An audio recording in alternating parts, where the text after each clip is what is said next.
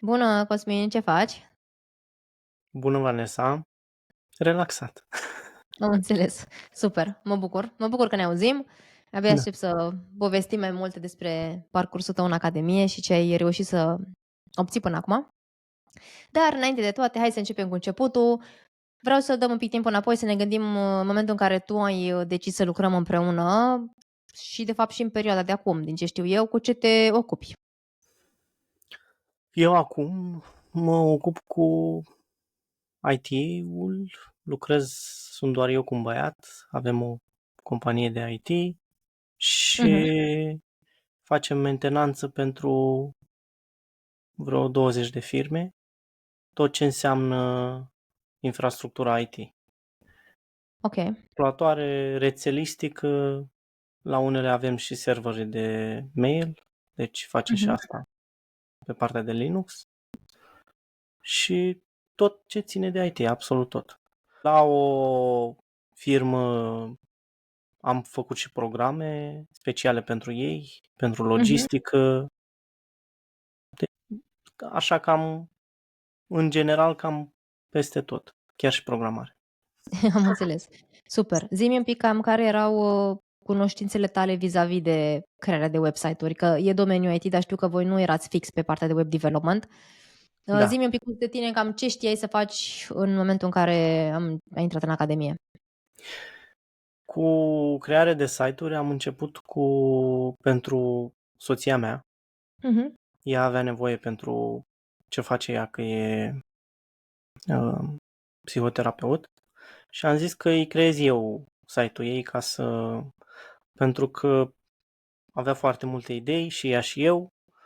Am discutat să dăm către cineva să externalizăm chestia asta și într-o zi aveam altă idee, în altă zi altă idee și în fiecare zi veneam cu altă idee. Nu era. Da. Și am decis să mă apuc eu, am început să fac site-ul ei în UX, a fost primul meu site, l-am făcut în UX, a durat ceva timp, vreo 2-3 luni. A fost ok, apoi i-am făcut alt site de la zero, l-a vrut modificat și ăla a durat tot la fel, adică nu pot să zic că am făcut un site și am învățat să-l fac mai repede sau mai bine. Da, știam unde sunt butoanele, știam ce să fac, dar timpul de creare nu s-a modificat cu mult și am făcut și al treilea site tot pentru ea, deci 3 revizii au fost. Asta l-am făcut mai rapid, într-o lună a fost gata. Am început să mă interesez de Elementor și cum se fac în Elementor cu templates. Din păcate, despre templates am aflat ulterior. Dar am început să fac cu Elementor și am făcut website-ul pentru firma la care lucrez acum. Mhm. Website-ul în Elementor. Nu am folosit templates, din păcate, și mi-a luat și ăla mult. Gen 2 luni de zile până l-am terminat. Bine, nu lucram full-time, adică așa o oră, două pe zi, dar chiar și așa a durat, din punctul meu de vedere, a durat extrem de mult. Extrem de Mhm. mult.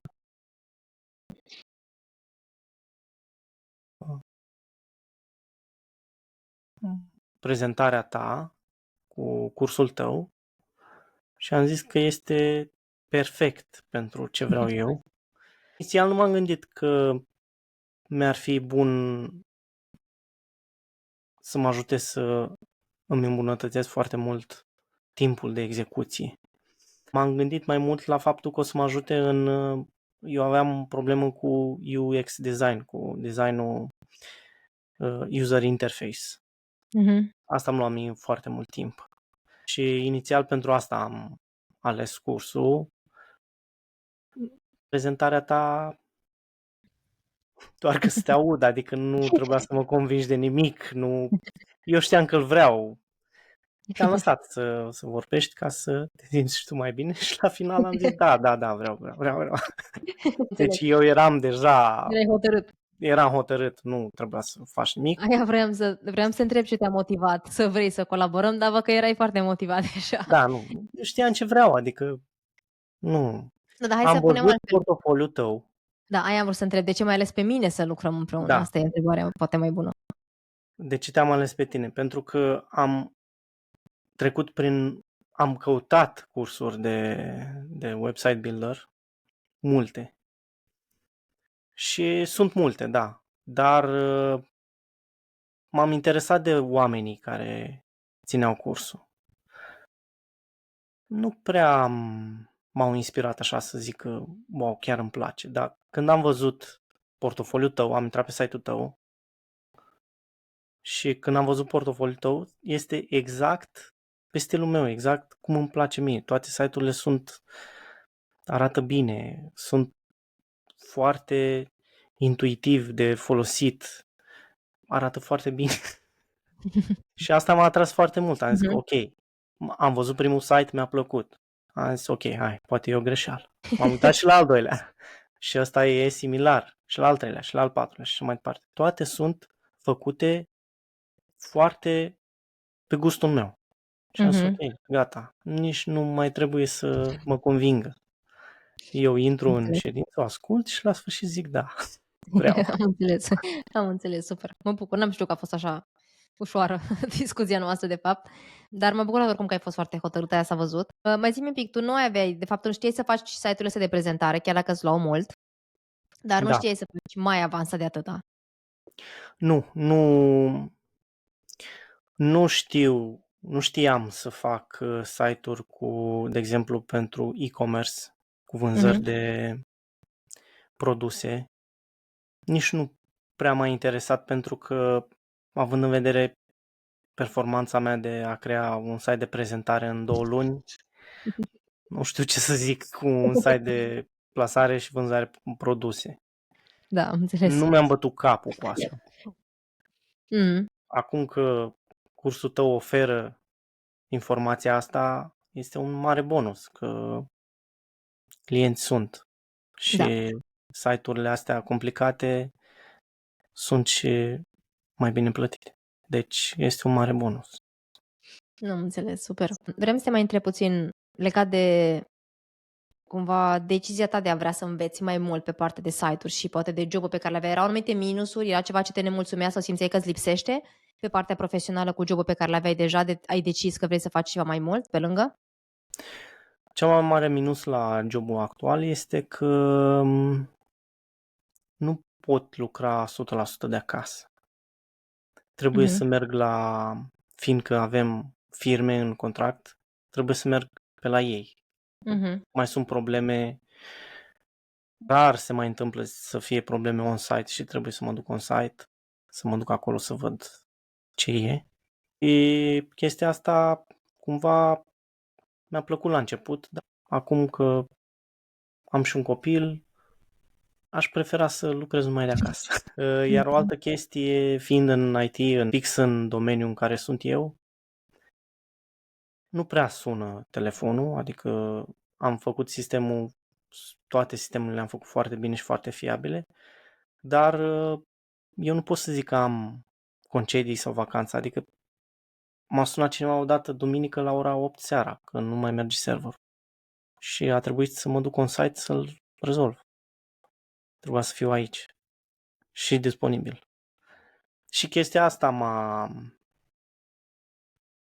făcut așa să mă gândesc la, ok, trebuie să găsesc o cale, o soluție să scap.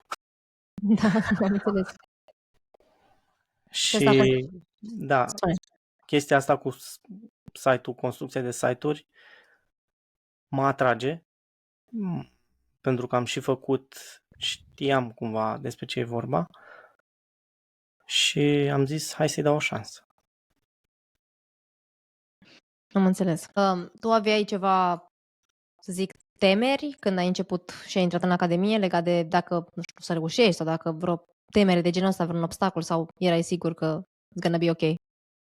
Nu, din punct de vedere tehnic nu am niciodată temeri, că cu asta am crescut, asta știu să fac, asta îmi place în primul rând. Deci e ceva ce îmi place. Deci nu am avut temeri. Nu am înțeles. Super, foarte bine. Hai să ne gândim acum în momentul în care ai decis, adică ai intrat în academie, cum s-a desfășurat lucrul împreună și tot procesul și zi-mi un picuț care a fost părerea ta vis-a-vis de curs, de ce s-a întâmplat pe în tot acest proces. Ok. Păi am intrat și tu ai vorbit și în prezentarea cursului despre templates. Nu știam ce sunt alea, dar începând cursul, primul lucru pe care l-am observat și l-am apreciat și l-apreciez foarte mult și îmi place foarte mult că e extrem de bine organizat. În modul în care este organizat pare a fi foarte curat, mai ales pentru o minte agitată sau pentru cineva care nu cunoaște chestiile astea. Modul în care e prezentat cursul este de referință. Este ceva de referință, e foarte, foarte, foarte bine organizat. Adică mai făcut să introduc și să folosesc modul în care tu ai organizat cursul în jobul meu, în viața mea de zi cu zi, prin tot ce fac. Stilul ăsta tău de a... Și eu l-aveam cumva, l-am prin laptopul meu de muncă, aveam lucrurile puse foarte bine organizate. Dar tu cumva ai dus la next level. Ok. Știi că este aia pe Netflix cu Tidy Up al lui japoneza aia, nu mai știu cum e. Face ea curat prin casă și ordine pe la oameni. Exact așa ai făcut tu cu un curs de învățare despre cum poți construi un website. Perfect, nu știu, să zic alt cuvânt pe care aș putea să-l folosesc. Că chiar și cineva care este atehnic, care nu are sau n-a avut niciodată vreo treabă cu calculatorul, poate să ia cursul tău și să-l învețe de la zero. N-ar avea absolut nicio problemă. Atât de bine structurat e. Pur și simplu tu zici, apasă butonul ăla, care vezi că butonul ăla e aflat chiar acolo.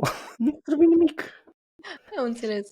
Da, e făcut așa, mi-a mai cineva că e ca la grădiniță, știi cumva, e foarte obvious totul. Da, exact. Eu vreau să mă asigur că nu intră nimeni nicio fel de confuzie, știi, toată lumea știe exact unde sunt lucrurile, să nu se simtă nimeni, știi, niciun moment cumva că nu știe ce trebuie să facă mai departe.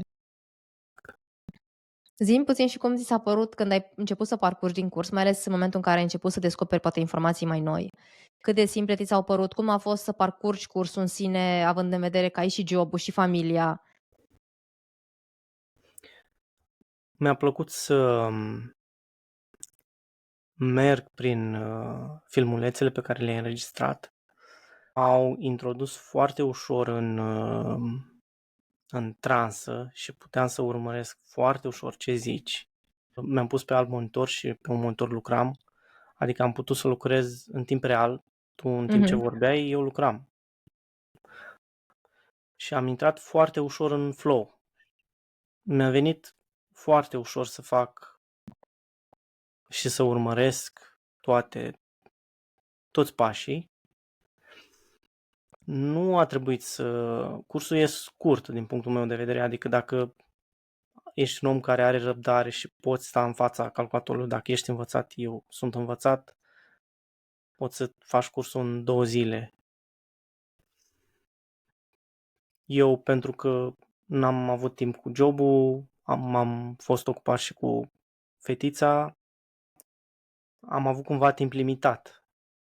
Dar am prins o zi liber și într-o zi l-am făcut.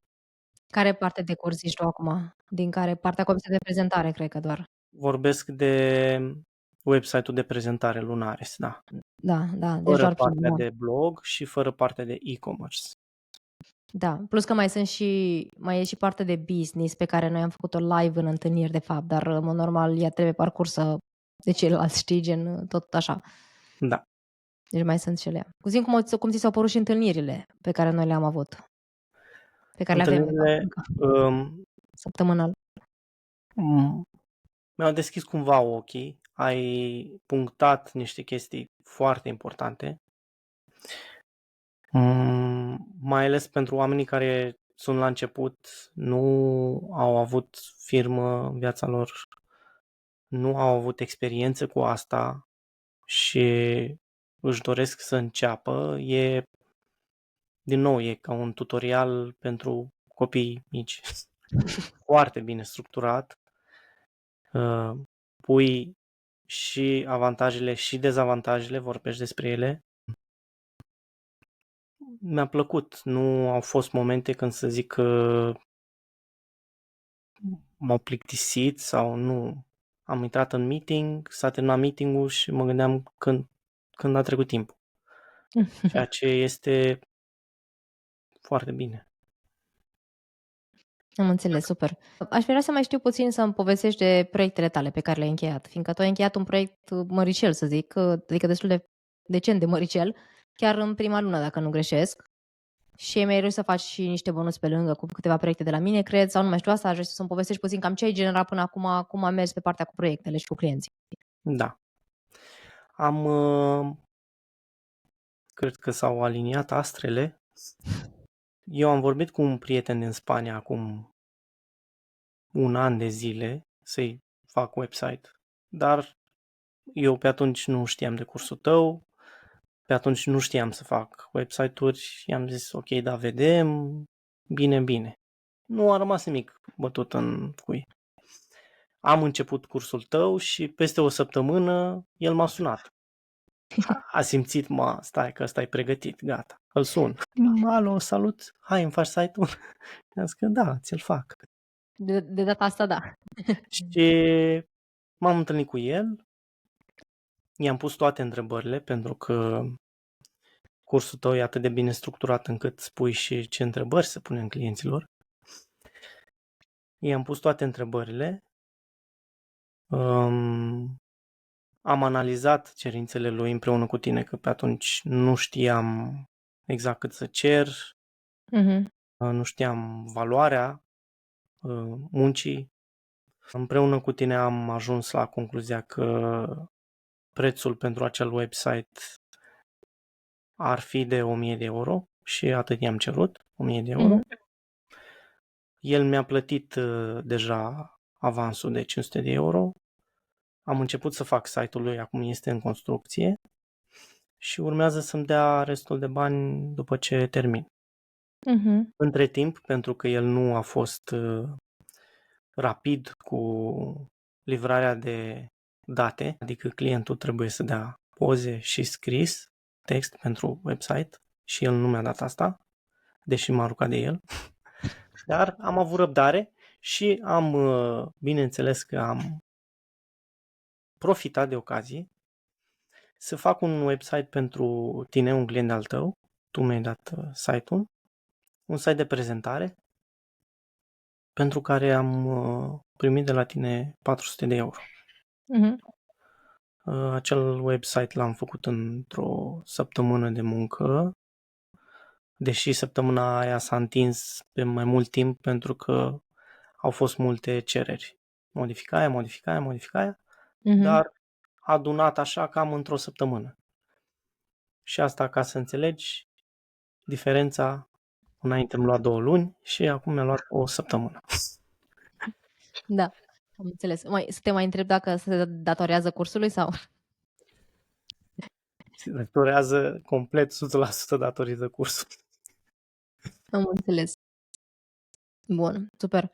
Ce crezi că te-a ajutat cel mai mult pe tine din tot ce am făcut noi ca să reușești să avansezi așa mult, așa repede?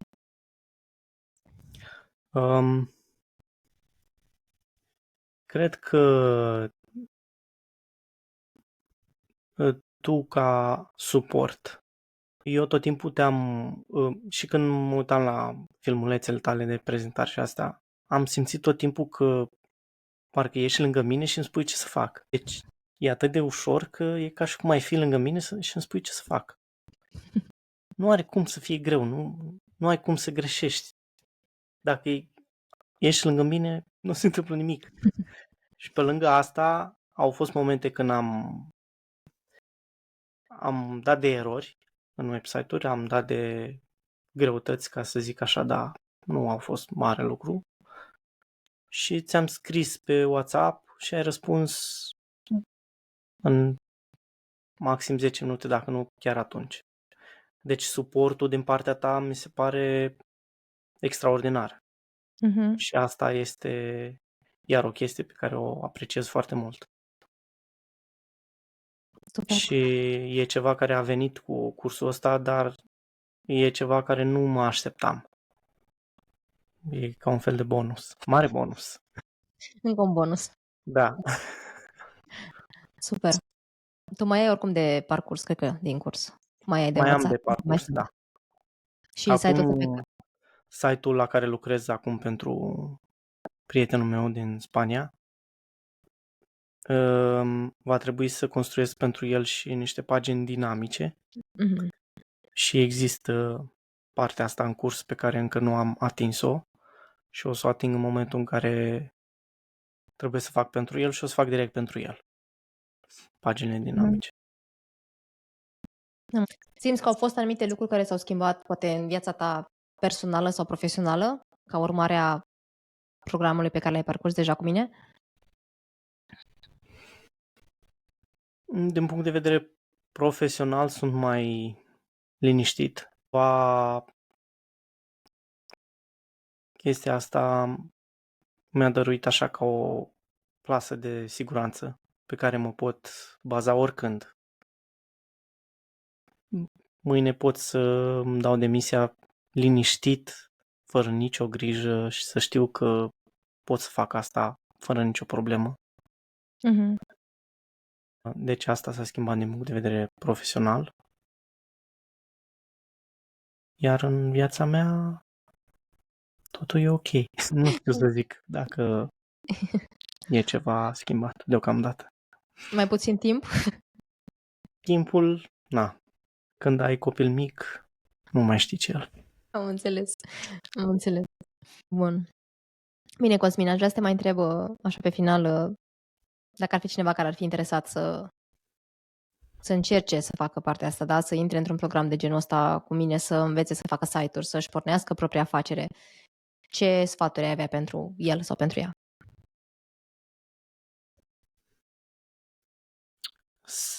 Dacă există vreo urmă de îndoială sau de frică că nu se descurcă, nu există. E ca în jocuri când ai coduri. Vanessa e codul ăla Cheat care îți dă imunitate. Cheat sheet. Da. E ca profesorul ăla care îți șoptește la examen și îți spune răspunsul corect. Deci nu ai cum să greșești. Nu ai cum, pur și simplu nu ai cum. Atât de bine e structurat cursul. E ceva de necrezut. Deci dacă există frica asta, nu. Iar dacă o altă frică la care mă pot gândi este ok, eu încep chestia asta și îmi dau demisia, dar mă pot susține financiar din asta? Da, categoric. Pentru că în piață sunt foarte mulți care fac site-uri nasoale.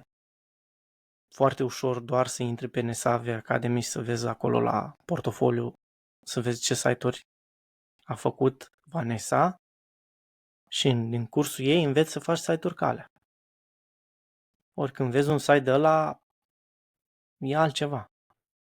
Și tu dacă ca reușești să livrezi asemenea site-uri, sunt foarte mari, multe, nu ai cum să dai greș. Din punctul ăsta de vedere e, aș zice, asigurat. Super. Mulțumesc, Cosmin. Ultima întrebare mai am. Da. Dacă ai avea pentru mine tu feedback, pentru mine ca mentor, ceva de îmbunătățit sau de schimbat, ca și feedback constructiv pentru mine.